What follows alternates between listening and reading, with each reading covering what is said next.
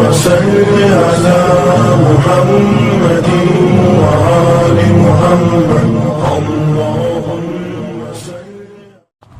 الحمد لله رب العالمين والسلام على سيد الأنبياء والمرسلين وعلى آله وصحبه أجمعين ومن تبعهم بإحسان إلى يوم الدين أما بعد. فأعوذ بالله من الشيطان الرجيم. بسم الله الرحمن الرحيم. إن الذين تولوا منكم يوم التقى الجمعان إنما استزلهم الشيطان ببعض ما كسبوا ولقد عفى الله عنهم إن الله غفور حليم.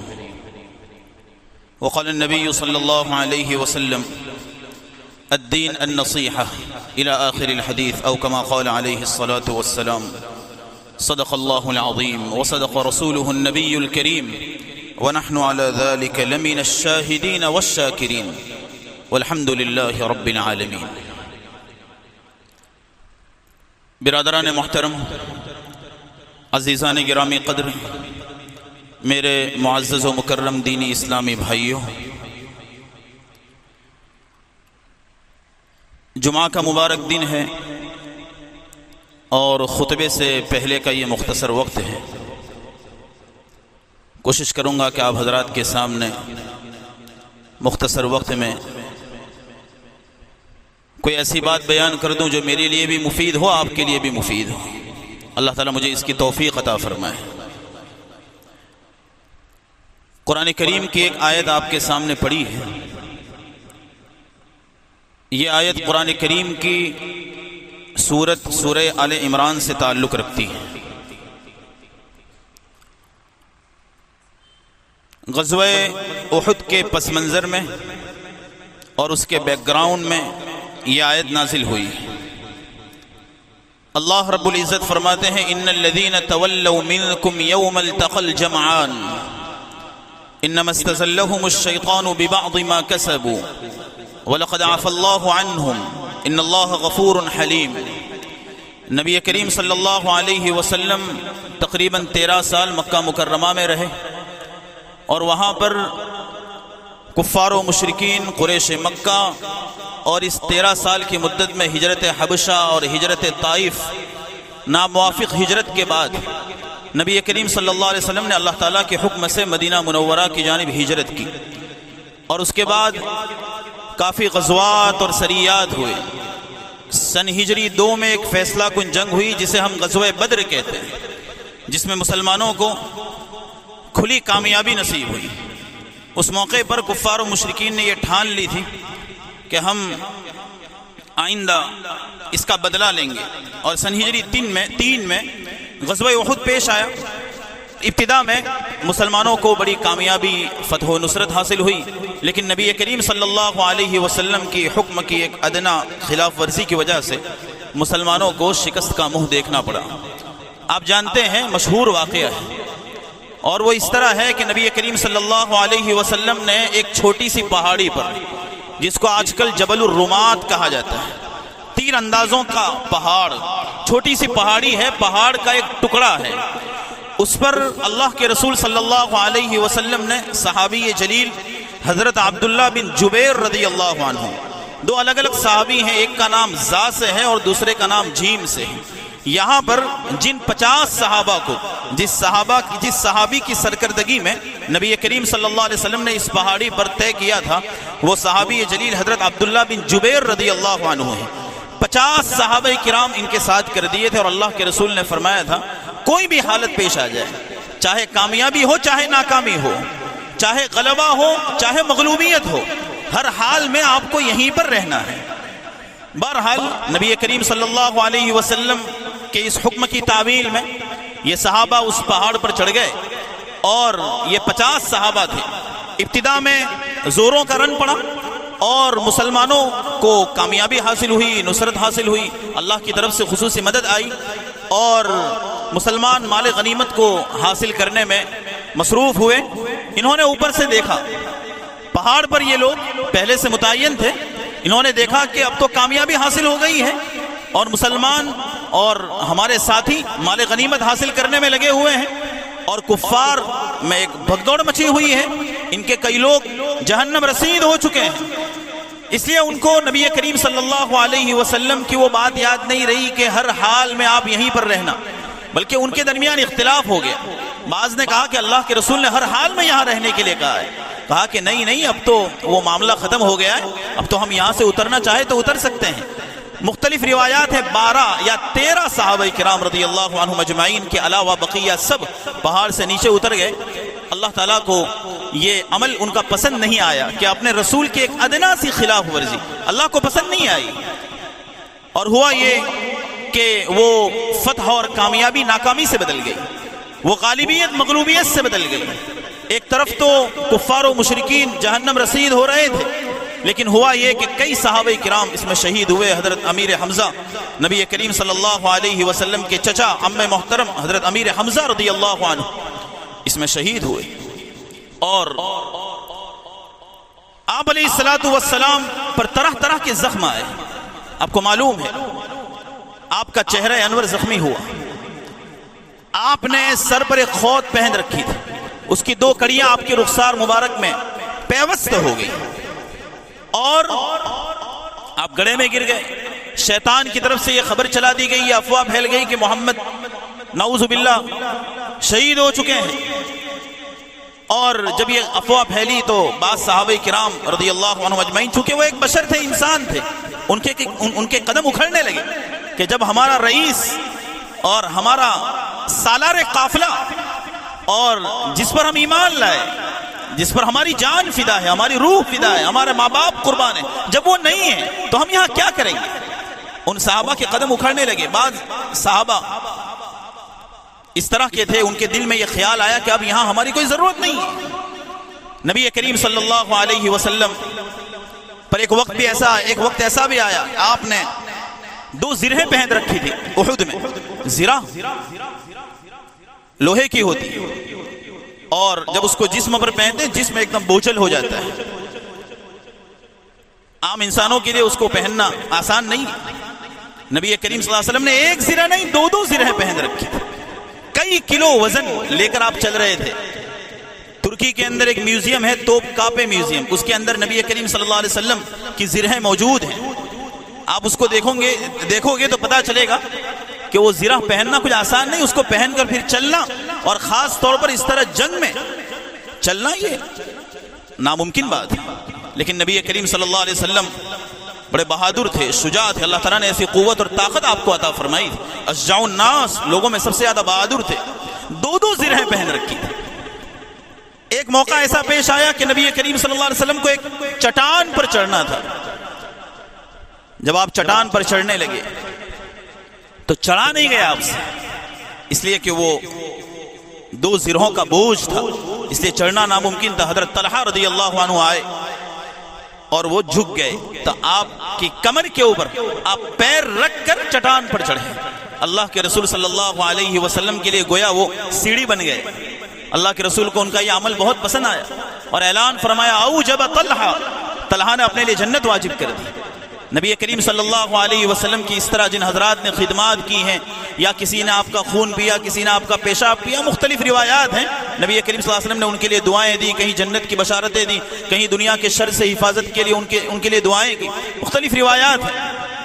حضرت سفینہ رضی اللہ عنہ ایک صحابی ہیں، اور ایک روایت مستدرک حاکم کی ہے جس میں حضرت عبداللہ بن زبیر کا ذکر ہے کہ نبی کریم صلی اللہ علیہ وسلم نے ایک مرتبہ پشنا لگوایا، اور آپ کا جو خون تھا اللہ کے رسول نے کہا کہ ایسی جگہ پھینک دینا کہ جہاں نہ کوئی انسان پہنچ سکے نہ کوئی جانور پہنچ سکے۔ فرماتے ہیں کہ جب میں اللہ کے رسول صلی اللہ علیہ وسلم کی نگاہوں سے اوجھل ہو گیا تو میں نے وہ خون خود پی لیا۔ اللہ کے رسول نے فرمایا کہ کیا ہوا اس خون کا؟ تو آگے اللہ کے رسول وہ ایسی جگہ ہے جہاں کوئی دیکھ نہیں سکتا ہے، نہ کوئی انسان پہنچ سکتا ہے نہ کوئی جانور پہنچ سکتا ہے۔ اللہ کے رسول نے کہا کأنک شربت، تو گیا کہ تو نے اس کو پی لیا ہے کہ جی ہاں اللہ کے رسول صلی اللہ علیہ وسلم نے ان کو دعا دی، ویل لک من الناس ویل للناس منک، تیرے شر سے لوگ محفوظ رہے اور تو لوگوں کے شر سے محفوظ رہے۔ حضرت سعد بن ابی وقاص رضی اللہ عنہ کے باب میں کہ غزوہ احد کے موقع پر وہ اللہ کے رسول کے لیے ڈھال بن گئے، اللہ کے رسول صلی اللہ علیہ وسلم کو ان کا یہ عمل بہت پسند آیا۔ اللہ کے رسول نے ایسا جملہ ارشاد فرمایا، فدا کا ابی و امی، میرے ماں باپ آپ پر قربان ہو۔ حضرت زبیر بن عوام رضی اللہ عنہ کے باب میں بھی اس طرح کی بات ہے۔ بہرحال بات یہ ہے، ایک مرتبہ کا واقعہ ہے کہ نبی کریم صلی اللہ علیہ وسلم رات میں جب اس طرح کے بیت الخلاء وغیرہ بنے ہوئے نہیں تھے تو اللہ کے رسول صلی اللہ علیہ وسلم نے ایک لکڑی کے بنے ہوئے برتن میں پیشاب فرمایا۔ وہ پیشاب اللہ کے رسول صلی اللہ علیہ وسلم اپنی چارپائی کے نیچے رکھ دیتے تھے، صبح اس کو پھینک دیا جاتا تھا۔ حضرت امیمہ رضی اللہ عنہا نے وہ پیشاب پی لیا۔ اللہ کے رسول صلی اللہ علیہ وسلم کو جب اس کا علم ہوا تو اللہ کے رسول صلی اللہ علیہ وسلم نے فرمایا، احتضرتی من النار بحضار، تو نے اپنے آپ کو جہنم سے محفوظ کر لیا، جہنم سے روک لیا۔ غزوہ احد کے موقع پر نبی کریم صلی اللہ علیہ وسلم کو بھی زخم لگے، آپ کا خون بہایا گیا، آپ اس خون کو زمین پر گرنے نہیں دیتے تھے، اور آپ کی زبان پر یہ کلمات تھے، کیف یفلح قوم، وہ قوم کیسے کامیاب ہو سکتی ہے جو اپنے نبی کا خون بہائے۔ یہ کلمات آپ کی زبان پر جاری تھے۔ بہرحال یہ جو کامیابی شروع میں نصیب ہوئی، بعد میں ناکامی کا سامنا کرنا پڑا۔ یہ واقعہ اس لیے پیش آیا کہ انہوں نے نبی کریم صلی اللہ علیہ وسلم کے ایک حکم کی خلاف ورزی کی تھی۔ اللہ تعالیٰ نے طرح طرح سے بڑے لطیف اور باریک انداز میں اپنے کلام میں اس طرف اشارہ فرمایا۔ چنانچہ اس آیت میں فرمایا، ان الذین تولوا منکم یوم التقى الجمعان، جس وقت دونوں جماعتیں ملی غزوہ احد میں، مسلمانوں کی اور کفار و مشرکین کی، اس میں سے تم میں سے جو لوگ منہ پھیر کر بھاگے، میدان چھوڑ کر بھاگ رہے تھے، یہ کیوں ہوا؟ شیطان نے ان کو پھسلا دیا ان کے بعض اعمال کی وجہ سے۔ کیسے پھسل گئے؟ اللہ کے رسول صلی اللہ علیہ وسلم کے حکم کی خلاف ورزی کی تھی، اس وجہ سے ان کو اس طرح کے حالات کا سامنا کرنا پڑا۔ اللہ تعالیٰ فرماتے ہیں وَلَقَدْ عَفَا اللَّهُ عَنْهُمْ، اللہ تعالیٰ ان کو معاف کر چکے ہیں۔ یہ آیت میں نے آپ کے سامنے اس لیے تلاوت کی کہ اس سے یہ معلوم ہوتا ہے کہ اللہ تعالیٰ کی نافرمانی اور نبی کریم صلی اللہ علیہ وسلم کے احکام اور آپ کی سنتوں کی خلاف ورزی کی بعض سزائیں ہوتی ہیں جو اللہ کی طرف سے اپنے بندوں کو دی جاتی ہیں، ہمیں اس کا استحضار ہونا چاہیے۔ وَمَا أَصَابَكُم مِّن مُّصِيبَةٍ فَبِمَا كَسَبَتْ أَيْدِيكُمْ، تمہیں جو مصیبتیں لاحق ہوتی ہیں تمہارے کرتوت کی بنیاد پر۔ مسلسل 3 ہفتوں سے اس طرح کا مضمون میں مختلف مساجد میں بیان کر رہا ہوں۔ مقصود یہ ہے کہ اگر ہم اللہ تعالیٰ کا قرب پیدا کرنا چاہتے ہیں، اللہ سے قریب ہونا چاہتے ہیں، تو 3 چیزیں ہمارے لیے ضروری ہیں۔ سب سے پہلی بات یہ ہے کہ ہم گناہوں سے محفوظ رہیں۔ گناہ کی ایک لذت اور حلاوت ہوتی ہے جو انسان محسوس کرتا ہے، اس کو ایسا لگتا ہے کہ مجھے بہت اچھا لگ رہا ہے گناہ کرنے میں۔ زنا میں اس کو لذت آتی ہے، شراب پینے میں لذت آتی ہے، جھوٹ بولنے میں لذت آتی ہے، دھوکہ دینے میں لذت آتی ہے، نمازوں کو چھوڑ کر صبح سویرے اپنے کمبل کے اندر پڑے رہنے میں اور مسجد کا رخ نہ کرنے میں مزہ آتا ہے، تھوڑی لذت محسوس ہوتی ہے کہ آرام مل رہا ہے۔ یہ لذت اس شخص کو حاصل ہوتی ہے جس نے کبھی طاعت کی لذت چکھی نہیں ہے۔ جن لوگوں نے طاعت کی لذت چکھی ہے، جنہوں نے قرآن کی تلاوت کی حلاوت محسوس کی، جنہوں نے سجدوں کا مزہ چکھا ہے، جنہوں نے دعاؤں کی لذت کو محسوس کیا ہے، اور جنہوں نے نبی کریم صلی اللہ علیہ وسلم کی احادیث کی تراوت کو محسوس کیا ہے، ان کو محسوس ہوگا کہ یہ جو گناہ کی جو وقتی لذت ہے یہ کوئی حیثیت نہیں رکھتی ہے، لذت نہیں ہے، یہ تو سراپا مصیبت ہے۔ وَمَا أَصَابَكُم مِّن مُّصِيبَةٍ فَبِمَا كَسَبَتْ أَيْدِيكُمْ، طرح طرح کے حالات انسان پر آتے ہیں، یہ ہمارے گناہ اور ہمارے کرتوت کا نتیجہ ہے۔ أَوَلَا يَرَوْنَ أَنَّهُمْ يُفْتَنُونَ فِي كُلِّ عَامٍ مَرَّةً أَوْ مَرَّتَيْنِ، اللہ تعالیٰ فرماتے ہیں دیکھتے نہیں کہ سال میں 1 مرتبہ 2 مرتبہ آزمایا جاتا ہے۔ اللہ تعالیٰ بڑی مصیبت ڈال دیتے ہیں، سال میں 1 مرتبہ 2 مرتبہ ایسے حالات آ جاتے ہیں۔ ہم اپنی ذات میں غور کریں، محاسبہ کریں، اپنا جائزہ لیں کہ ہم کہاں جا رہے ہیں۔ یہ فتنوں کا دور ہے، فتنوں کا زمانہ ہے، گناہوں سے بچنا بہت ضروری ہے۔ ایک آدمی مسلسل عبادت کرتا رہے، نمازوں کا اہتمام کرتا رہے، قرآن کی تلاوت کا اہتمام کرتا رہے، یہ اچھی چیز ہے، لیکن اس سے زیادہ بہتر یہ ہے کہ آدمی گناہوں سے بچے، گناہوں سے محفوظ رہے۔ حکیم الامت حضرت مولانا اشرف علی تھانوی رحمۃ اللہ علیہ نے اس بات کو ذکر کیا ہے کہ یہ بھی نفس کا ایک دھوکہ ہے کہ نفس عبادت کہتے ہیں اسی کو ہے کہ آدمی گناہ سے بچے اور اللہ کے حکم کو مانے، اسی کا نام عبادت ہے، لیکن آدمی کو لذت محسوس ہوتی ہے عبادت کو کرنے میں، اس لیے کہ وہ وجودی عبادت ہے، نظر آتی ہے، مسجد میں آئے گا نظر آئے گا، قرآن کی تلاوت کرے گا نظر آئے گا، اور اس طرح کے جو اچھے اعمال ہیں وہ لوگوں کو نظر آئیں گے۔ لیکن جہاں ترک معصیت ہے، معصیت کو چھوڑنا، گناہوں کو چھوڑنا، یہ عموماً نظر نہیں آتا۔ مثلا غیبت نہیں کر رہا ہے، پتہ نہیں چلے گا کہ یہ غیبت کرتا ہے کہ نہیں کرتا ہے، جھوٹ نہیں بول رہا ہے، اور اس کے علاوہ اللہ تعالیٰ کے ساتھ، لوگوں کے ساتھ امانتداری کے ساتھ رہتا ہے، دینداری کے ساتھ رہتا ہے، ایمانداری کے ساتھ رہتا ہے، یہ سب چیزیں نظر آنے والی نہیں ہیں، تو آدمی کو اس کے اندر وہ ظاہری طور پر یہ شیطان کی طرف سے ایک دھوکہ ہے، وہ لذت محسوس نہیں ہوتی۔ اس لیے ایک بڑی جماعت ہے کہ جو آپ کو پہلی صف کے اندر نظر آئے گی، مسجد میں قرآن کی تلاوت میں مشغول نظر آئے گی، لیکن گناہوں سے حفاظت نہیں ہے۔ حضرت تھانوی فرماتے ہیں کہ عبادت میں مشغول ہونے سے زیادہ، کہیں زیادہ بہتر یہ ہے کہ آدمی گناہوں سے محفوظ رہے، گناہوں سے محفوظ رہے۔ نبی کریم صلی اللہ علیہ وسلم کے سامنے ایک عورت کا ذکر کیا گیا، تقوم اللیل وتصوم النہار، رات بھر قیام کرتی ہے اور دن میں روزہ رکھتی ہے، لیکن صحابہ نے کہا لیکنہا تؤذی جیرانہا، لیکن وہ اپنے پڑوسیوں کو تکلیف پہنچاتی ہے، اپنے پڑوسیوں کو تکلیف پہنچاتی ہے، اس کے قول و فعل سے اس کے پڑوسی محفوظ نہیں ہیں۔ اللہ کے رسول نے فرمایا ہی فی النار، وہ جہنم میں ہے، وہ جہنم میں، حالانکہ رات بھر نماز پڑھ رہی ہے، دن میں روزہ رکھ رہی ہے۔ پھر صحابہ کرام نے ایک دوسری عورت کا ذکر کیا کہ وہ تو فرض نمازیں پڑھتی ہیں، کوئی لمبی عبادتیں نہیں ہیں، اور معمولی صدقہ کرتی ہیں، لیکنہا لا تؤذی جیرانہا، لیکن وہ اپنے پڑوسیوں کو تکلیف نہیں پہنچاتی۔ اللہ کے رسول نے فرمایا ہی فی الجنہ، یہ جنت میں ہے۔ ترمذی شریف کی روایت میں، ترمذی شریف کی روایت ہے، اور صاحب مشکات نے بھی اس کو ذکر کیا ہے۔ اللہ کے رسول صلی اللہ علیہ وسلم کے سامنے دو آدمیوں کا ذکر کیا گیا کہ ایک آدمی ہے جو بہت مجاہدات کرتا ہے، بہت اللہ کی عبادت کرتا ہے، لیکن گناہوں سے بچتا نہیں ہے، اور ایک دوسرا آدمی ہے جو اتنی سب اللہ کی عبادت نہیں کرتا لیکن گناہوں سے بچتا ہے، کوئی گناہ کرتا نہیں ہے۔ اللہ کے رسول صلی اللہ علیہ وسلم نے ایک تاریخی جملہ ارشاد فرمایا جو آب زر سے لکھنے کے قابل ہے، لا تعدل بالرعا، یہ جملہ اللہ کے رسول نے ارشاد فرمایا، یہ اللہ کے رسول صلی اللہ علیہ وسلم کے جوامع الکلم میں سے ہیں۔ اللہ کے رسول نے فرمایا کہ لا تعدل بالرعا، تقوی کے برابر کسی چیز کو نہ گردانو، یعنی تقوی گناہوں سے بچنا، گناہوں سے بچنا، معاصی سے بچنا، صغائر اور کبائر سے بچنا، اس کے برابر کوئی چیز نہیں ہو سکتی۔ اس لیے اپنے آپ کو گناہوں سے بچائیے۔ بہت سارے ایسے لوگ ہیں جو صف اول کے پابند ہوتے ہیں، لیکن ان کے قول و فعل سے، ان کے اعمال سے اور ان کی باتوں سے دوسرے لوگ محفوظ نہیں، وہ لوگوں کو تکلیفیں پہنچا رہے ہیں، کوئی گالی گلوچ میں مشغول ہے، اور کسی کے کام اور دھندے ایسے ہیں کہ وہ مسجد میں ٹوپی پہن کر آتے ہیں، کئی لوگوں کو ٹوپیاں پہنا کر آتے ہیں۔ ایسا کرنا نہیں چاہیے۔ حقیقت یہ ہے کہ آدمی اللہ کے ساتھ میں اپنا تعلق استوار رکھے اور لوگوں کے ساتھ بھی اپنا تعلق استوار رکھے، یعنی حقوق اللہ کو بھی اچھی طرح ادا کریں اور حقوق العباد، بندوں کے حقوق کو بھی اچھی طرح ادا کریں۔ اللہ تعالیٰ فرماتے ہیں ان الذین تولوا منکم یوم التقى الجمعان، دو جماعتیں جب بھیڑی غزوہ احد میں جب ان کا مقابلہ ہوا تو تمہیں جو مصیبت لاحق ہوئی اور تم جو میدان چھوڑ کر بھاگ رہے تھے اور تم پر جو حالات آئے، غالبیت کے بعد مغلوبیت اور کامیابی کے بعد ناکامی اور فتح کے بعد شکست کا جو منہ دیکھنا پڑا، یہ اس وجہ سے کہ تم نے ایک اللہ کے رسول کے حکم کی خلاف ورزی کی تھی۔ آج ہمارا حال یہ کہ ایک نہیں، ہزاروں حکم کی خلاف ورزی ہو رہی ہے، ایک نہیں، اللہ کے رسول کی ہزاروں سنتوں کا جنازہ ہمارے گھروں سے نکالا جا رہا ہے۔ آپ دیکھ لیجئے، ہمارے 6 فٹ کے بدن کا جائزہ لے لیں، آج ہمارا چہرہ دیکھ لیں، ہمارے چہروں پر داڑھی نہیں۔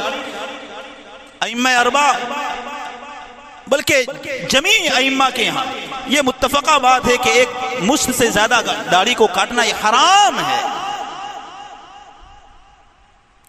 ایک بڑا مجمع ہے اور امت مسلمہ کا ایک بڑا گروہ ہے جو اس حرام کام میں مبتلا ہے، اور سب سے بڑی مصیبت یہ ہے کہ اس کو کوئی گناہ نہیں سمجھتا۔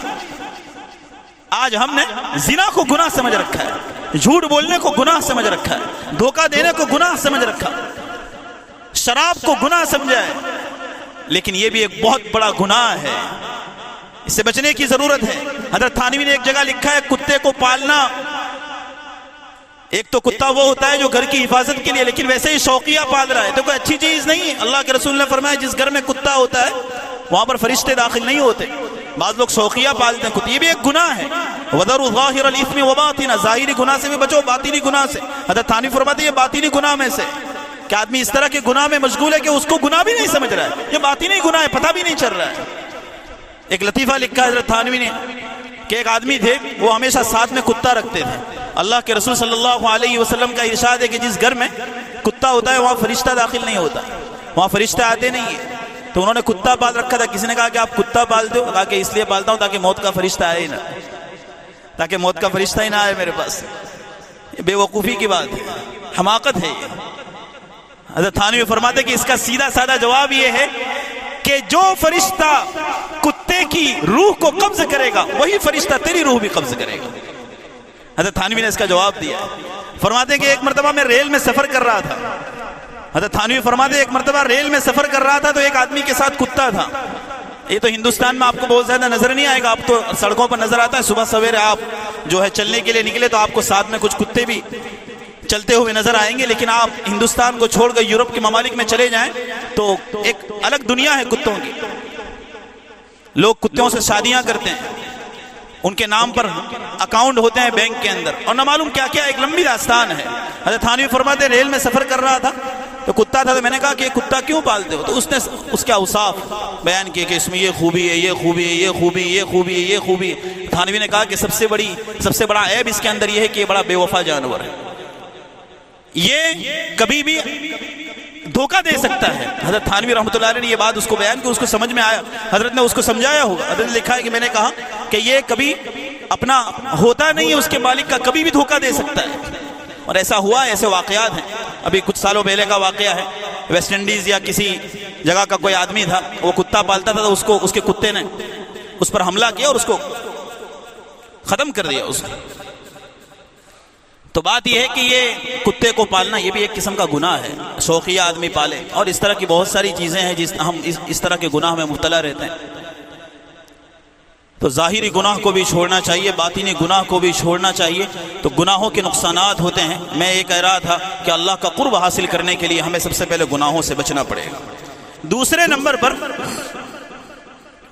نمبر پر نبی کریم صلی اللہ علیہ وسلم کی سنتوں پر ہمیں عمل کرنا ہوگا. نقش قدم نبی کے ہیں جنت کے راستے, اللہ سے ملاتے ہیں سنت کے راستے. محمد کے طریقے سے قدم جو بھی ہٹائے گا کبھی منزل نہ پائے گا, کبھی رستہ نہ پائے گا. صبح سے لے کر شام تک, سونے کے وقت, اٹھنے کے وقت, اور ہر گھڑی اور ہر شعبے میں نبی کریم صلی اللہ علیہ وسلم کی سنتیں موجود ہیں. آج ہم طرح طرح کی دنیاوی مشغولیات میں ہیں, اپنی زندگی کے اوقات میں سے کچھ وقت نبی کریم صلی اللہ علیہ وسلم کی سنتوں کے مطالعے کے لیے صرف کریں. پڑھیں گے تو عمل کریں گے, اچھی باتیں سنیں گے تو عمل کریں گے. اس طرح کی مجالس میں بیٹھیں جہاں سنتوں کا مذاکرہ ہوتا ہو. سوتے وقت کی سنتیں, اٹھنے کے وقت کی سنتیں, پھر دعائیں, اور دن بھر کی دعائیں, صبح کی دعائیں, شام کی دعائیں, یہ سب چیزیں ضروری ہیں. اور اس کے ساتھ ساتھ تیسرے نمبر پر نبی کریم صلی اللہ علیہ وسلم کی بارگاہ اقدس میں درود کا تحفہ اور نذرانہ بھیجنا, یہ بھی ہم اپنی زندگی کا جزو لا ينفق بنائے. خاص طور پر آج جمعہ کا دن ہے, کثرت سے نبی کریم صلی اللہ علیہ وسلم پر درود بھیجیں. بہت سارے احسانات ہیں نبی کریم صلی اللہ علیہ وسلم کے, لا تعد ولا تحصى, انہیں شمار نہیں کیا جا سکتا. اس لیے ہماری ذمہ داری ہے کہ اللہ کے رسول پر کثرت سے درود بھیجیں. جو ایک درود بھیجے گا اللہ کے رسول صلی اللہ علیہ وسلم فرماتے اللہ تعالیٰ اس پر 10 رحمتیں نازل فرمائیں گے. یہ کوئی معمولی چیز ہے؟ آج ہم رحمتوں کے محتاج ہیں, ظلم و ستم ڈھایا جا رہا ہے, طرح طرح کی پریشانیاں ہیں. اور اللہ کے رسول صلی اللہ علیہ وسلم نے حضرت ابی بن کعب سے کہا کہ اگر تو اپنی دعا کے اندر مسلسل میرے نام مجھ پر درود ہی پڑھتا رہے تو اللہ کے رسول نے فرمایا تکفا ہمک ویغفر لک ذنبک. 2 بات فرمائی کہ اگر تو ہمیشہ درود پڑھتا رہے, کوئی دعا نہ مانگے, صرف درود ہی پڑھتا رہا, تکفا ہمک, یہ درود پڑھنا تیرے سارے ٹینشن کو ختم کرنے کے لیے کافی ہے. کتنے ٹینشن اور کتنا ذہنی تناؤ ہمارے جوانوں اور ہمارے ادھیڑ عمر کے لوگوں, بڑے لوگوں کے اوپر ہے. اس کا سب سے بڑا علاج یہ کہ اللہ کے رسول پر درود بھیجیں. درود بھیجتے رہے, سارے ٹینشن ختم ہو جائیں گے, اللہ تعالیٰ سارے ٹینشن کو ختم فرما دیں گے. اور دوسری بات فرمایا یغفر لک ذنبک, تمہارے گناہ بھی اس سے معاف ہو جائیں گے. دنیا میں بھی راحت حاصل ہوگی اور آخرت میں بھی اللہ تعالیٰ راحت عطا فرمائیں گے. خدایا وہ دل دے جو تیرے عشق کا گر ہو, دائمی رحمت کی تیری اس پہ نظر ہو. دل دے کہ تیرے عشق میں یہ حال ہو اس کا کہ محشر میں اگر شور ہو تو بھی نہ خبر ہو. وآخر دعوانا ان الحمدللہ رب العالمین.